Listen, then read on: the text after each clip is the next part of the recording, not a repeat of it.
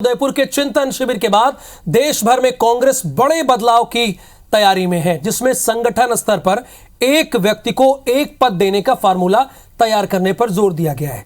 यानी मैं आपको आसान भाषा में अगर समझा दूं तो एक व्यक्ति किसी एक ही पद पर बना रहेगा तो कार्यकर्ताओं की नाराजगी को दूर किया जा सकता है इससे। लेकिन मध्य प्रदेश कांग्रेस में कई बड़े नेताओं के पास एक से ज्यादा पद हैं, अधिक पद हैं उनके पास, एक से कई नेता विधायक हैं, लेकिन संगठन स्तर पर भी कई महत्वपूर्ण पद पर काबिज हैं, जिसमें जीतू पटवारी, बाला बच्चन, सुरेंद्र चौधरी, एनपी प्रजापति, जेपी धनोपिया, बिभा पटेल जैसे बड़े नेता शामिल हैं। ये कौन से नेता हैं?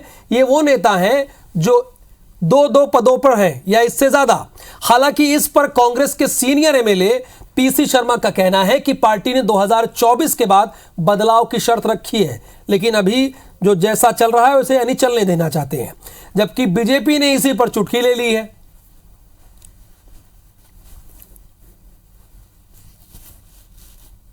इसमें यह भी कहा गया है कि 2024 से लागू हुआ है, क्योंकि अभी हमको मध्य प्रदेश में सरकार लाना है।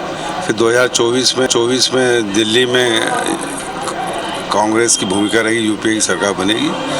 और अभी क्या है कि जब तक ये सब जिनके पास अनुभव हैं, इनके अनुभवों का लाभ होगा और फिर जो रिफॉर्म है एक एक करके होगा। कि कांग्रेस का चिंतन कुछ भी होता रहे, एक व्यक्ति एक पद का फार्मूला कभी उनके यहाँ लागू नहीं हो सकता, क्योंकि गांधी परिवार से बाहर निकलेंगे नहीं, वहाँ तो सारी की सारी चीज़ें सिमट करके एक जगह आ जाती हैं। और ऐसे ही उनके नेताओं की स्थिति है, वही मुख्यमंत्री होता है, वही प्रदेश अध्यक्ष होता है। ये परंपरा वहाँ की स्थायी परंपरा है। नवीन कुमार सिंह इस वक्त हमारे साथ लाइव जुड़े हैं इसी खबर पर। नवीन, एक व्यक्ति एक पद पर रहेगा, ये चिंतन शिविर से निकला है, लेकिन यहां के जो सीनियर एमएलए हैं वो तो इस बात को खारिज कर रहे हैं। वो कह रहे हैं कि उनके अनुभवों की जरूरत है और ये 2024 के लिए फॉर्मूला है।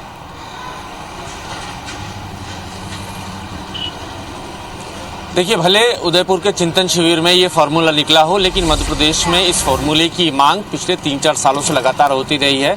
मध्य प्रदेश में कांग्रेस के अध्यक्ष बने 2018 में कमलनाथ, और उसी के बाद से कई सारे नेताओं ने ये मांग उठाई और उसके बाद कमलनाथ ने ये फैसला भी किया। कई सारे बड़े नेता जिनके पास कई सारे पद थे, उनकी उन पदों से छुट्टी की और जिम्मेदार और ईमानदार कार्यकर्ताओं को मौका दिया। लेकिन इस बार कमलनाथ ने भी एक बड़ी नज़ीर पेश की है। उनके पास नेता प्रतिपक्ष का भी पद था और मध्य प्रदेश कांग्रेस अध्यक्ष का भी पद था, लेकिन उन्होंने नेता प्रतिपक्ष का पद छोड़ा और डॉक्टर गोविंद सिंह को वो पद की उसकी जिम्मेदारी दी। तो एक बड़ी नज़ीर, एक बड़ी मिसाल कायम की है कमलनाथ। लेकिन मध्य प्रदेश कांग्रेस में कमलनाथ के अलावा कई सारे ऐसे नेता हैं जो तमाम पद अपने पास रखे हुए हैं, जबकि मध्य प्रदेश कांग्रेस में कई सारे ऐसे जिम्मेदार और ईमानदार कार्यकर्ता हैं जो पदों की आस में बड़े नेताओं की परिक्रमा कर रहे हैं। लेकिन ये ऐसे विधायक हैं और कई ऐसे नेता हैं जिनको 2018 में टिकट मिला, भले वो चुनाव हार गए, लेकिन फिर उनको संगठन में एडजस्ट कर दिया गया। इनमें सबसे पहला नाम जीतू पटवारी का है। कांग्रेस में विधायक हैं, पहले उनको टिकट मिला, वो विधायक बने, फिर मध्य प्रदेश सरकार में उच्च शिक्षा मंत्री बने, उसके बाद कार्यकारी अध्यक्ष भी पार्टी ने उनको बनाया और जब सरकार चली गई तो उसके बाद कार्यकारी अध्यक्ष के साथ ही साथ उनको मीडिया कमेटी का अध्यक्ष भी बनाया। हालांकि वो मीडिया कमेटी के अध्यक्ष होने के नाते मध्य प्रदेश में लगभग महीने भर में 2 या 4 दिन ही राजधानी भोपाल में आते हैं, इसके अलावा वो नहीं रहते। बाला बच्चन, दूसरा नाम बाला बच्चन का है। मध्य प्रदेश कांग्रेस के कार्यकारी अध्यक्ष हैं, विधायक रहे, मध्य प्रदेश सरकार में गृह मंत्री रहे और अब बाल कांग्रेस के प्रभारी भी हैं। तो ऐसे कई सारे नेता हैं। जेपी धनोपिया हैं, जेपी धनोपिया पिछड़ा वर्ग आयोग के अध्यक्ष। नवीन, आपने एक पूरी लिस्ट दी थी, मैंने उसको खबर के दौरान पढ़ दिया।